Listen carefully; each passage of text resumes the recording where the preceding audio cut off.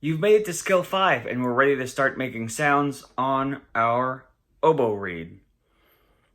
Before we can start making sounds, make sure your reed has been soaking in a water cup for a few minutes.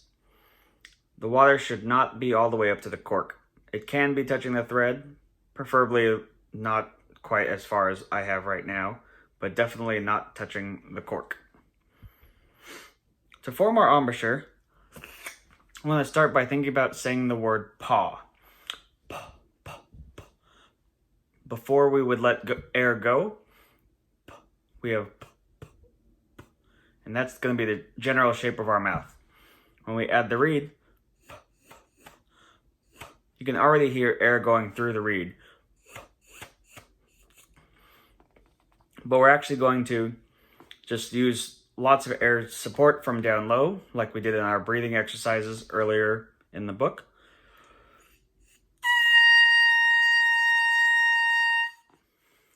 We're thinking about paw. If we close everything around, make sure our teeth are not touching the reed. Our lips should be over our teeth. And we have about half to 2/3 of the reed in our mouth. So you can still see cane before thread. You can see my eyes darting over. I'm checking my tuner to see that that pitch with just the reed is a B flat. And my reed's at about 45 degrees from my face.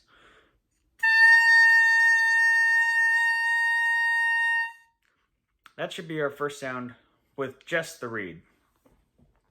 We're also mentioning a technique called crowing. Crowing is more to check the health of our reed, making sure the reed is going to do well for us. To do that, we're not going to use our real embouchure. We're going to use a very loose embouchure, so our lips are barely going to have any tension in them. And we're actually going to pull up about halfway down the thread and blow lightly to see if we can get a high note.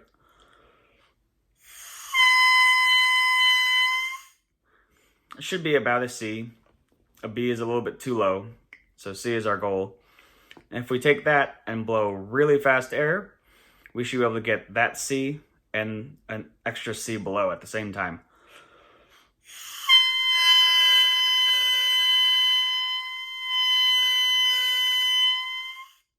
When you hear that distortion, that's actually two C's happening simultaneously. If the reed is doing that, it's in pretty good shape. If it's not doing that, you need to check with an oboe professional to check on the health of the reed, or maybe just invest in a new reed. Here in Skill 5, working on our first sounds, we're shooting for that B flat, but we want to know how to get there if we're getting different sounds. If we have a very high note, that's caused by too much tension vertically and actually pulling out on the sides of your mouth.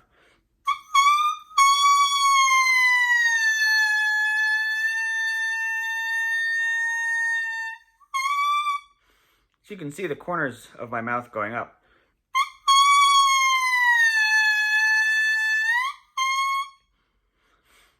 And then the opposite is going to be true if we're too low or not getting any sound.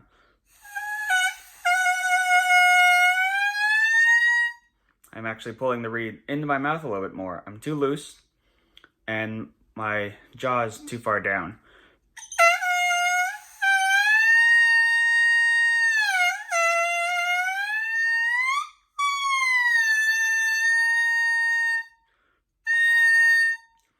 Another thing that might be causing us to get no sound is if our reed is dry. I just pulled this one out and it hasn't been soaked. I can use the perfect embouchure, but if my reed is dry, it's not going to make either any sounds or any good sounds at least. And another check is going to be if our reed is open enough. So you can see there is a little bit of a gap. If my reed is all the way closed, we're not going to get any sound. Not even air is going to get through. If it's too open, you might get a very soft high squeak, but you're not getting a true oboe first sound.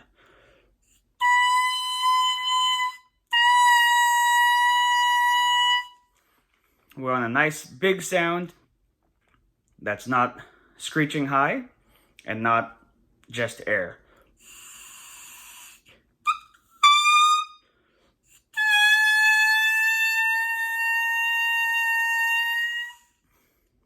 See if any of those troubleshooting techniques are going to help you get to that B flat.